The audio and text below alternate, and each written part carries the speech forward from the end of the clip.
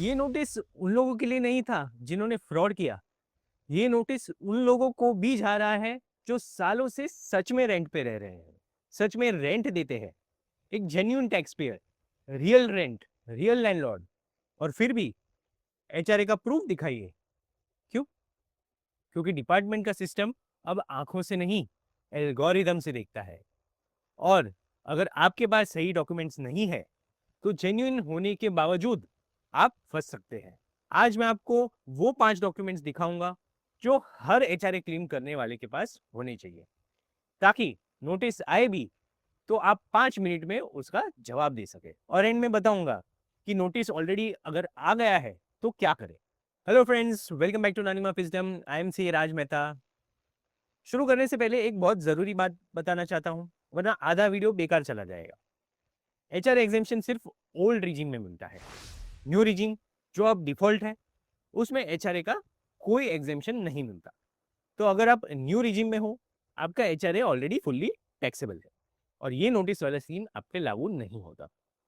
ये वीडियो उन लोगों के लिए है जो ओल्ड रिजीम चूज करके एचआरए क्लेम कर रहे हैं, और आजकल डिपार्टमेंट का पूरा फोकस इन्हीं क्लेम्स पे है। एक और क्लैरिटी, ये असेसमेंट ईयर 26-27 की फाइलिंग इनकम टैक्स एक्ट 1961 के अंडर है। नए एक्ट के ड्राफ्ट रूल्स आ रहे हैं, वो मैं आपको आगे दिखाऊंगा, पर वो अगले साल के लिए है। तो अचानक ये सब क्यों? दो रीजंस। पहला, अभी क्या हो रहा है वो देखते हैं। डिपार्टमेंट अब एआई ड्रिवन टूल से फेक और वीक एचआरए क्लेम्स पकड़ रहा है। सिस्टम ऑटोमेटिकली देखता है क्या आपके लैंडलॉर्ड का पैन सही है, क्या उस लैंडलॉर्ड ने रेंटल इनकम अपनी रिटर्न में बताई है, क्या रेंट कैश में गया है या बैंक से। एक भी चीज वीक हुई तो फ्लैग। यहां तक कि एक स्कीम पकड़ी गई जहां लोग थर्ड पार्टी क्रेडिट कार्ड से पेमेंट करके आर्टिफिशियल एचआरए अरेंजमेंट बना रहे थे, और वो अब सेक्शन 69 और 69C के अंडर आ रहा है, जो अनएक्सप्लेन्ड इनकम और एक्सपेंडिचर के साथ डील करता है। मतलब पेनल्टी भी और टैक्स भी। दूसरा, आगे क्या आ रहा है?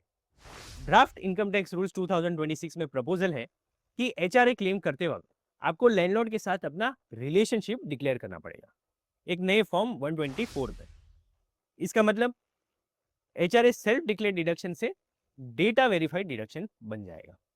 साथ ही ड्राफ्ट में बेंगलोर, हैदराबाद, पुणे और अहमदाबाद को 50% वाली एचआरए कैटेगरी में ऐड करने का प्रपोजल है। पर ध्यान रहे, ये ड्राफ्ट रूल्स है, पार्लियामेंट से पास होना बाकी है और अगले फाइनेंशियल ईयर से लागू होंगे, इस फाइलिंग में नहीं। मैं इसलिए आपको बोल रहा हूँ ताकि आप पहले से ही रेडी हो जाए। हम समझेंगे कि जेन्युइन लोग फंसते क्यों हैं। रीजन नंबर 3 आपको शॉक कर देगा। इन 6 रीजन में से कोई भी एक हो सकता है। एक, एम्प्लॉयर को बताया नहीं, आईटीआर में क्लेम कर दिया। आपने साल की शुरुआत में एचआर को एचआरए डिक्लेयर नहीं किया, इसलिए फॉर्म 16 में एचआरए एग्जेम्पशन नहीं आया। फिर आईटीआर में आपने डायरेक्टली क्लेम कर दिया। अब फॉर्म 16 और आईटीआर में मिसमैच रहेगा। ये सबसे कॉमन ट्रिगर। दो, लैंडलॉर्ड का पैन मिसिंग है या गलत है। अगर साल का रेंट 1 लाख से ज्यादा है तो लैंडलॉर्ड का पैन देना मैंडेटरी है। पैन नहीं दिया या गलत दिया, डायरेक्ट रेड फ्लैग। तीन, लैंडलॉर्ड ने रेंटल इनकम डिक्लेयर किया ही नहीं। ये शॉक वाला है।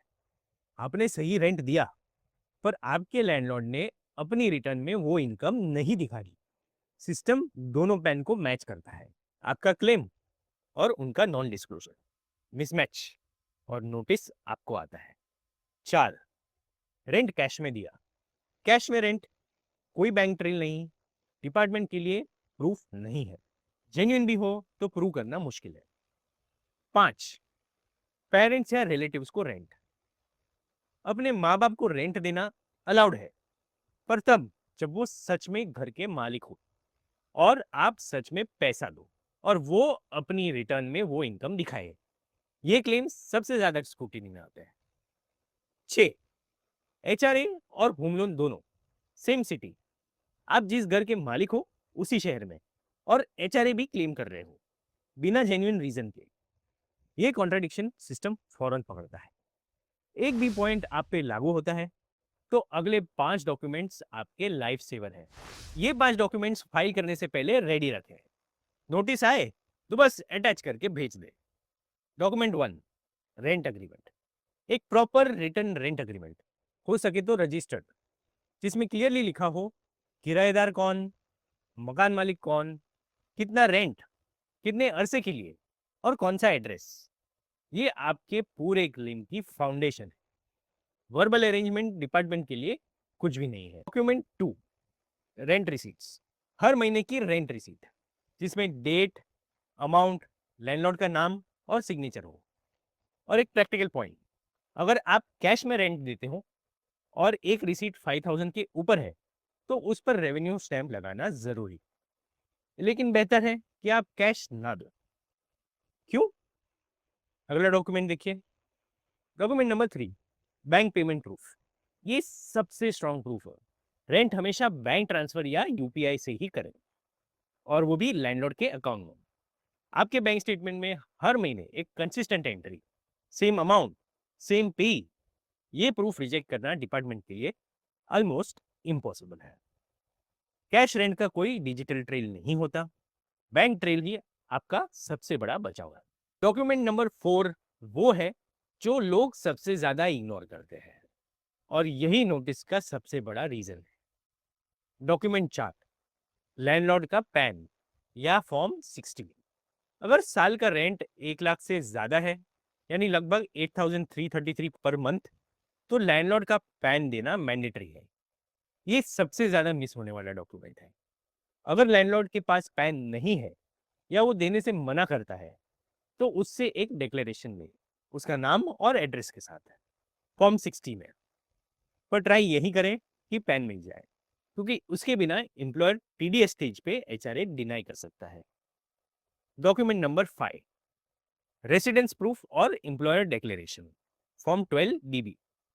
प्रूफ कि आप उस एड्रेस में सच में रहते हैं और आपने एम्प्लॉयर को टाइम पे डिक्लेयर किया। इसके लिए फॉर्म 12 बीबी जो आपने एचआर को दिया, और supporting electricity bill, society maintenance receipt, gas connection, या कोई भी गवर्नमेंट डॉक्यूमेंट जिसपे एड्रेस हो। और एक एक्स्ट्रा कंप्लायंस, अगर आपका रेंट 50,000 पर मंथ से ज्यादा है तो आपको सेक्शन 194 1 बी के अंडर लैंडलॉर्ड के रेंट पे टीडीएस काटना होगा एट 2%, और फॉर्म 26 क्यूसी भरना होगा। ये भी याद रखें। मान लीजिए नोटिस ऑलरेडी आ गया, तो 3 बातों का ध्यान रखो। एक, इग्नोर बिल्कुल मत करें। ये ईमेल्स या इंटीमेशन ज्यादातर पुनिटिव नहीं होते, बट इन एक्शन में lead to scrutiny. Number 2, log in करके इनकम टैक्स पोर्टल पे ई प्रोसीडिंग्स या पेंडिंग एक्शंस में देखें, डेडलाइन नोट करें और अपने 5 डॉक्यूमेंट स्कैन करके अपलोड करें, एक क्लियर कवर नोट के साथ। रेंट एग्रीमेंट, रिसीट्स और बैंक स्टेटमेंट हाईलाइट्स किए हुए। 3, अगर क्लेम जेन्युइनली वीक था या गलती से ज्यादा क्लेम होगा तो छुपाने की कोशिश मत करें। रिवाइज रिटर्न फाइल करके ठीक करना अक्सर पेनल्टी से सस्ता पड़ता है।